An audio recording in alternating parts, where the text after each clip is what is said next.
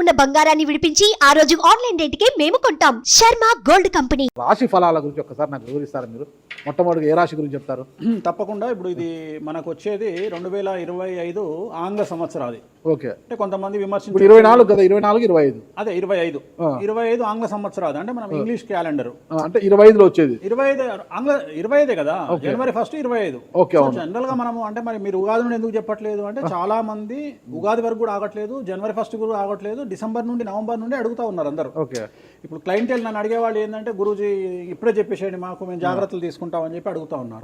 So అందుకనే 2025 సంవత్సరం ఆంగ్ల సంవత్సరాది అంటే జనవరి 1 నుండి ఎలా ఉండబోతుంది అనేది మనం ఒకసారి చూసుకుంటే, అన్నిటికంటే ముఖ్యంగా ఈ వచ్చేటువంటి సంవత్సరం పేరు శ్రీ విశ్వావసునామ సంవత్సరము. విశ్వావసునామ సంవత్సరము. సో రాబోయేటువంటి ఎందుకు గురుగారు అది వస్తుంది పేరు 60 సంవత్సరాల్లో ప్రతి సంవత్సరం ఒక్కొక్క పేరు వస్తుంటది. పేరుతో ఏం స్పెషాలిటీ లేదు. క్రోధినామ సంవత్సరం అనే నెగిటివ్ అట్లా ఏం లేదు.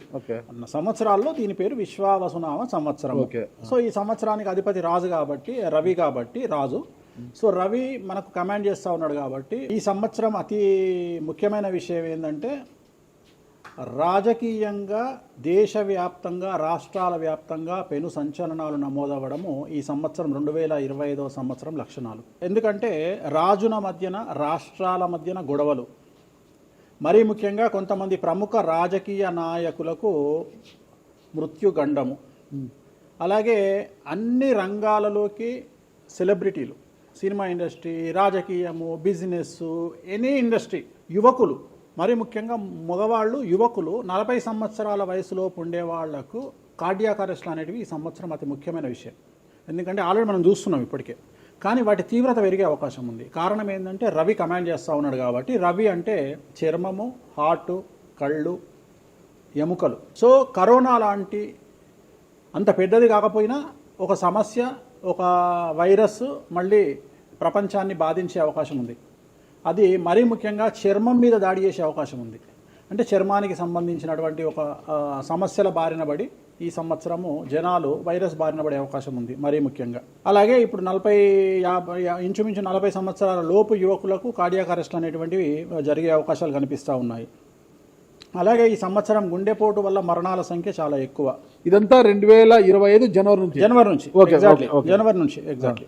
అలాగే ఈ సంవత్సరము ఎండల తీవ్రత చాలా ఎక్కువ, విపరీతమైనటువంటి ఎండలు ఉండే అవకాశం ఉంది. అలాగే ఈ సంవత్సరాలు ప్రపంచవ్యాప్తంగా అగ్నిపర్వతాల పేలుడు అనేటువంటిది ఈ సంవత్సరం గమనించాల్సినటువంటి విషయం. అలాగే ఈ సంవత్సరం మంచు పర్వతాలు కరగడం వల్ల వాతావరణంలో మార్పులు గమనించాల్సి ఉంటుంది ఈ సంవత్సరం. అలాగే అమెరికా దేశానికి విపరీతమైనటువంటి గాలి తుఫానులు, వరదలు ఈ సంవత్సరం కనిపిస్తూ ఉన్నాయి. అలాగే 1-2 దేశాల మధ్యన యుద్ధ వాతావరణం ఖచ్చితంగా ఉండి తీరుతుంది, లేదా యుద్ధాలు జరుగుతున్నాయి కదా, అది ఇంకా పెరుగుతుంది. ఇప్పుడు ఉన్నదానికంటే తీవ్రత పెరుగుతుంది అనేది. అలాగే మనకు 2025 సంవత్సరంలో సెప్టెంబర్ 7వ తేదీ 2025 సంవత్సరం ఆదివారం రాహుగ్రస్త సంపూర్ణ చంద్రగ్రహణం ఏర్పడుతుంది. ఇది కుంభరాశికి వ్యతిరేకమైన ఫలితాలు ఇస్తుంది. అలాగే వచ్చే సంవత్సరం అంటే 2025 సంవత్సరంలో మే 9వ తేదీ నుండి సరస్వతి నదికి పుష్కరాలు అనేటువంటివి ఏర్పడతా ఉన్నాయి. ఈ సంవత్సరము రాజకీయ నాయకులకు సంబంధించి మరీ ముఖ్యంగా ఇందాక మనం మాట్లాడుకున్నట్టుగా పవన్ కళ్యాణ్ గారికి ఏలినాటి వెళ్ళిపోతుంది. అలాగే లోకేష్ గారి జాతకరీత్యా, పవన్ కళ్యాణ్ గారి జాతకరీత్యా విపరీత రాజయోగం అనేటువంటిది కనిపిస్తూ ఉంది. జగన్మోహన్ రెడ్డి గారికి లేదా రాజయోగం వల్ల? ఇప్పుడు లేదు, ఈ సంవత్సరం లేదు. అంటే 2025 సంవత్సరంలో లేదు. 29 కన్నా ఉందా? అది మన తర్వాత మాట్లాడుకో. ఓకే, 25లో మాత్రము నేను అనేది ఏంటంటే ఇప్పుడున్న స్థాయి కంటే వీళ్ళిద్దరికి ఇంకా పై స్థాయికి వెళ్లే అవకాశం ఉంది. లోకేష్ బాబు గానీ, పవన్ కళ్యాణ్ గారు కానీ. అదే నాకు అర్థం కావడం, వాళ్ళిద్దరు మంత్రులే. నాకు అర్థం కాదు. ఇప్పుడు ఉన్నటువంటి పదవుల కంటే కూడా గొప్ప పదవులను వీరు పొందేటువంటి అవకాశాలు కనిపిస్తున్నాయి. రాజ్యసభ తీసుకెళ్ళిన కేంద్రానికి వెళ్తారా? కేంద్ర మంత్రులు వెళ్తారా? కేంద్ర మంత్రులు వెళ్తారా? పెద్దదే కదా, కేంద్ర మంత్రి అనేది పెద్దది కదా. సో అది ప్రభాస్ గారి జాతకంలో చాలా అనుకూలమైనటువంటి ఫలితాలు, శుభవార్తలు వినేటువంటి అవకాశాలు కనిపిస్తా ఉన్నాయి. వివాహం అవుతుందా చెప్పలేము, ఎందుకంటే తులారాశి కాబట్టి వివాహం కావచ్చు. సో ఫ్యాన్స్ కి ఇది పండగనే, పెద్ద పండగనే. ఓకే, సో ఇది ఓవరాల్ గా ఇంకా బేసిక్ డీటెయిల్స్. అంటే ఓవరాల్ 2025లో ఎలా ఉంటుంది. సో ఇప్పుడు మనం రాసుల గురించి కనుక తీసుకున్నట్లయితే ఎలా ఉంది, రెమెడీస్ ఏంటి? నెక్స్ట్ 8వ రాశి వృశ్చిక రాశి. 2025 సంవత్సరం వృశ్చిక రాశి వారికి ఆదాయం 2, వ్యయం 14, రాజపూజ్యం 5, అవమానం 2. ఈ సంవత్సరం అర్ధాష్టమ శని వెళ్ళిపోతుంది. చాలా బాగుండే అవకాశం కనిపిస్తోంది. సమాజంలో నరదృష్టి వల్ల, ఇతర జనాల వల్ల శత్రుత్వం పెరుగుతుంది.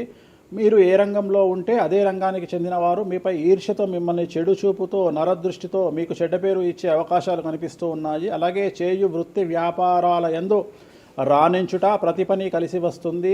అలాగే ఇంటా బయట అనుకూలతలు, బంధువులు తీవ్రంగా వ్యతిరేకించే అవకాశం కనిపిస్తుంది. సంతానానికి సంబంధించిన సమస్యలు, చిన్న చిన్న ఆరోగ్యం సమస్యలు బాధించే అవకాశాలు కనిపిస్తూ ఉన్నాయి. మీడియా మరియు సినిమా పరిశ్రమ వారికి, రాజకీయ రంగంలో ఉండేవారికి, న్యాయవాద వృత్తిలో ఉండేవారికి చాలా చాలా అనుకూలంగా ఉంటుంది. గవర్నమెంట్ ఉద్యోగస్తులకు డిపార్ట్మెంట్ల పరంగా, ఇన్కమ్ ట్యాక్స్ల పరంగా, జిఎస్టీల పరంగా ఇబ్బందులు ఎదుర్కొనే అవకాశాలు కనిపిస్తున్నాయి. ఈ సంవత్సరము వీరికి ఎటువంటి దోష నివారణలు అవసరం లేదు. అన్నీ మీరు 12 రాశుల గురించి చెప్పారు గురుగారు. అట్లా ఎక్కువగా ఒక పూజ మాత్రం ఎక్కువగా చెప్పారు, చాలా మందికి కూడా చెప్పారు. తిరునల్లార్ శనీశ్వర ఆలయం, శని ఎఫెక్ట్. ఓకే, ఎక్కువ మందికి తిరునల్లారు చెప్పినా అక్కడ ఎంత 450 రూపాయలు ఉంటుంది పూజ. అది తిరునల్లారు పాండిచ్చేరిలో ఉంటుంది. అక్కడికి వెళ్ళి పూజ చేసుకుంటే సరిపోతుంది. ఇది పేరును బట్టి ఈ రాశుల ప్రకారం ఇలా ఉంటుందని మీరు రాశారా, లేకపోతే వాళ్ళ డేట్ ఆఫ్ బర్త్ ప్రకారం? నక్షత్రం బట్టి, నక్షత్రాలు. ఓకే, నక్షత్రాలు వాళ్ళకి అర్థమైపోతుంది వాళ్ళ నక్షత్రాన్ని బట్టి. వాళ్ళ అశ్విని నక్షత్రం మేషరాశి, భరణి నక్షత్రం మేషరాశి, పుష్యమి నక్షత్రం కర్కాటక రాశి. మీ రాశి నా రాశి ఒకటే. నా రాశి ఏదో నాకు తెలియదు గురుగారు. మీది వృశ్చిక రాశి. మీది అదేనా? మరి ఎలా గురుగారు ఈ మధ్యన బాగానే ఉందంటారు? మనకు బాగుంది. ఇంకా మన రచనే, ఇంకా రచనే రచనే. ఎట్లా రచ్చ? ఇంత వివాదాలు అవుతున్నాయి, ఏం కథ అసలు? ఇంకా లైఫ్ అన్నప్పుడు ఇప్పుడు రేవంత్ రెడ్డి ఉన్నాడు. రేవంత్ రెడ్డి ఎన్ని కష్టాలు అనుభవిస్తే సీఎం అయినాడు అంటే ఇక కష్టం తర్వాత సుఖం రెడీగా ఉంటుంది. ఓకే, ఇప్పుడు కష్టపడ్డారు కాబట్టి మీకు సుఖం ఉంది అంటారు. మీకు కాదు, మళ్ళీ మీకు మనకు అందరికీ. ప్రతి మనిషి జీవితంలో పండ్లున్న చెట్టుకే రాయి దెబ్బలు, అంతేగాని పళ్ళు లేని చెట్టుని ఎవడు పట్టించుకుంటాడు? పళ్ళు ఉంటేనే దాన్ని రాయి చేస్తారు. అట్లనే మనం కూడా అంతే అండి. వేణుస్వామి అంటే పూజలకు పెట్టింది పేరు. పెద్ద పెద్ద రాజకీయ నాయకులకు, ముఖ్యమంత్రులకు, కేంద్ర మంత్రులకు, పెద్ద పెద్ద వాళ్ళకు కూడా, ఇక్కడ కాదు మీరు అబ్రాడ్స్ కూడా వెళ్ళి పూజలు చేసి వస్తున్నారు. చాలా కాస్ట్లీ స్వామి, చాలా గొప్ప పూజలు చేస్తుంటారు, అంత పవర్ఫుల్ పూజలు. అంటే ఇప్పుడు మీరు చేస్తున్న పూజల మహిమ వల్లనే మీ మీద ఇన్ని వివాదాలు వచ్చినా కూడా మీరు బయటపడగలుగుతున్నారు. 100% పర్ఫెక్ట్. ఇక దానికి ఆన్సరే లేదు. ఇక ఇప్పుడు మనం కొట్లాడాలంటే 10 రకాలు ఉంటాయి, మనం కొట్లాడతలేము. అందుకనే మనం ఒకటే, మన పూజల్ని మనం నమ్ముకుంటున్నాం అంతే, అమ్మవారిని నమ్ముకుంటున్నాం. ఇప్పుడు ఒక్కొక్క సమస్యకి ఒక్కొక్క అమ్మవారు పరిష్కరిస్తుంది దశమహావిద్యల్లో. మనం అదే చేస్తున్నాం. ఇప్పుడు నేను ఒకటే మాట చెప్తా, కాంట్రవర్సీస్ వచ్చినాయి, మీరు అడిగినరు, ఎన్ని సమస్యలు వచ్చినాయి. జనాలు ఏం ఆలోచిస్తారంటే వేణుస్వామి ఈ సమస్యల నుండి బయటపడతాడా, పడితే ఎలా పడతాడు? నేను ఒకటే అనుకుంటున్నా, ఇంతమందికి పూజలు చేసి వాళ్ళ సమస్యల నుండి బయటపడడానికి ప్రయత్నించే నేను, నాకు వచ్చిన సమస్యను కూడా అదే పూజల ద్వారా బయటపడడానికి ప్రయత్నం చేస్తున్నాను. అంటే వివాదాలు చుట్టుముడుతున్నాయి, సోషల్ మీడియాలో వైరల్ అవుతున్నాయి, ఉమెన్ కమిషన్ మీ మీద ఫిర్యాదులు చేశారు. ఇన్ని చేసినా కూడా ఎక్కడా మీకు ఉచ్చు బిగించుకోవడం లేదు, బయటపడుతున్నారు. అంటే ఇది మీ పూజల మహిమనా, లేకపోతే ఏమన్నా బ్రైబ్ చేస్తున్నారా? అమ్మవార్లు ఇప్పుడు ఉదాహరణ, మనం తెలుగు రాష్ట్రాల్లో ఉంటాం, వెంకటేశ్వర స్వామి వారు అంటే మనకు తెలుసు.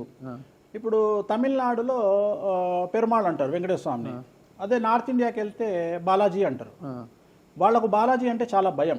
అలాగే మన రాష్ట్రంలో మనకు తెలిసిన వాళ్ళకి కామాఖ్యలో ఉండే అమ్మవారు అంటే భయం.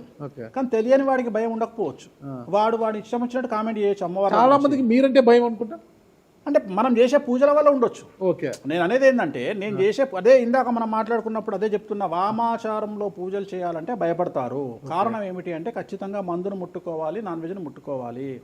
దానికి వీళ్ళు చేసే పూజలు అడ్డుపడతాయి. అంటే వీళ్ళు సమాజంలో భయపడతారు కాబట్టి వీళ్ళు వాటి జోలికి పోరు. తాంత్రిక పూజలు లాగా ఉంటాయి మీరు చేసే తాంత్రిక తంత్ర మార్గం అంటారు దాన్ని. శ్రీకాళహస్తిలో కాదు శ్రీకాళహస్తిలో రావుకేతు పూజ చేయించుకున్నారు కదా, తాంత్రిక పూజలే. అది నిమ్మకాయ పెడితే తంత్రమే, గుర్తుపెట్టుకోండి. నిమ్మకాయ ఎక్కడ పెట్టినా తంత్రమే. మిమ్మల్ని కాపాడుతోంది మీరు చేస్తున్న పూజల మహిమే. అంతే అంతే అంతే, వాళ్ళే చూసుకుంటారు. నేను అనే పాయింట్ ఏంటంటే, నేను ఒకటే చెప్తున్నానండి, తప్పు చేస్తే నన్ను అమ్మవారు సర్వనాశనం చేస్తుంది. ఓకే, అమ్మవారిని విమర్శిస్తే వాళ్ళ సంగతి అమ్మవారు చూసుకుంటది. అంతేనా? అంతే. ఇక నాకు అవసరం, నేను కొట్లాడను చెయ్యను, నాకు అనవసరం, నాకు లొల్లే వద్దు. నాకు నేను దేవుళ్ళని నమ్ముకున్నా, నా పని అదే. నాకు హిమాచల్ ప్రదేశ్ కామాఖ్య కాకపోతే, బాగాలముఖి కాకపోతే, తారాపీఠ పోతే, ఇప్పుడు మన తారాపీఠ పోయి వచ్చిన. చాలా మందికి తెలియదు, తారాపీఠ అని కలకత్తా నుండి 300 కిలోమీటర్లు ఉంటుంది. మీరు కావాలంటే గూగుల్ చేయొచ్చు. తారాపీఠ అని అమ్మవారండి, ప్రతిరోజు శ్మశానంలో ఉంటుంది అమ్మవారు, ఒరిజినల్ శ్మశానంలో ఉంటుంది. ప్రతిరోజు అమ్మవారికి ప్రసాదం అంటే డెడ్ బాడీ దహనం అయినాకనే అమ్మవారికి నైవేద్యం పెడతారు. అంత పెద్ద ప్రసిద్ధమైనటువంటి దేవాలయం. అమ్మవారు శివుడికి పాలిస్తూ ఉంటుంది, తారాపీఠ అంటారు దాన్ని, శ్మశానంలో ఉంటుంది. ఆమె జనరల్గా ఎవరైనా సరే ఎందుకు పూజ చేస్తారు ఆమె అంటే, జీవితంలో మనం వెళ్తూ ఉన్న సందర్భంలో సడన్గా స్టక్ అయినామనుకోండి, బౌన్స్ బ్యాక్ అవ్వడానికి పనిచేస్తుంది. అంటే ఉదాహరణ, ఒక ముఖ్యమంత్రి స్థాయి వ్యక్తి ఓడిపోయినప్పుడు, ఒక మంత్రి పోయినప్పుడు, ఒక ఐఏఎస్ సడన్గా తన జాబ్లో డిస్టర్బెన్స్ వచ్చినప్పుడు, ఐపీఎస్ డిస్టర్బెన్స్ వచ్చినప్పుడు ఈ పూజ కనుక అమ్మవారిని దర్శించుకుంటే ఒక్కసారి మళ్ళీ వాళ్ళు బౌన్స్ బ్యాక్ అవుతారు. అంటే బిగ్ బ్యాంగ్ థియరీ అనేది అక్కడ పనిచేస్తుంది. మనం మళ్ళీ ఒక్కసారి బౌన్స్ బ్యాక్ అయ్యి ముందుకు దూకడానికి అమ్మవారు పనిచేస్తుంది. నేను సజెస్ట్ చేస్తుంటాను చాలామందికి, వ్యాపారంలో స్టక్ అయినప్పుడు, లేకపోతే ఉద్యోగంలో స్టక్ అయినప్పుడు, అట్లా స్టక్ అయినప్పుడు అయితే మీ తారాపీఠ వెళ్ళి దర్శనం చేయించుకోండి. అక్కడ దర్శనమే, పూజలు ఉండవు, జస్ట్ దర్శనమే. అమ్మవారికి పోయి దండం పెట్టుకొని వస్తే చాలు, ఒక్కసారి మళ్ళీ వాళ్ళు బౌన్స్ బ్యాక్ అవుతారు. ఒకటే ఒక పాయింట్కి నాకు ఆన్సర్ చెప్పి ముగించేసా, చాలా కాలాతీతమైంది. చివరికి ఇరికిస్తున్నారా ఇది? లేదు ఏం లేదు. ఇప్పుడు ఏపీలో అంటే గత ప్రభుత్వ హయాంలో, వైసీపీ హయాంలో వీళ్ళ మీద కేసులు పెట్టారు. ఇప్పుడు వీళ్ళ అధికారులు వీళ్ళ మీద కేసులు పెడుతున్నారు కదా. ఈ కేసుల పరంపర ఇలా కొనసాగి జగన్మోహన్ రెడ్డి గారు జైలుకి వెళ్ళే అవకాశం ఉంది. వచ్చే సంవత్సరం మే 9వ తేదీ వరకు అవకాశం ఉంది, దాటితే లేదు. ఇది ఓవరాల్గా వేణుస్వామి గారు ఇచ్చారు. మీకు ఏదైనా అనుమానాలు ఉన్నా డైరెక్ట్గా వేణుస్వామి గారికి ఫోన్ చేయండి, మీ అనుమానాలను నివృత్తి చేసుకోండి. థ్యాంక్ యూ గురుగారు, నమస్తే. ఓకే, ఓం నమో వెంకటేశాయ.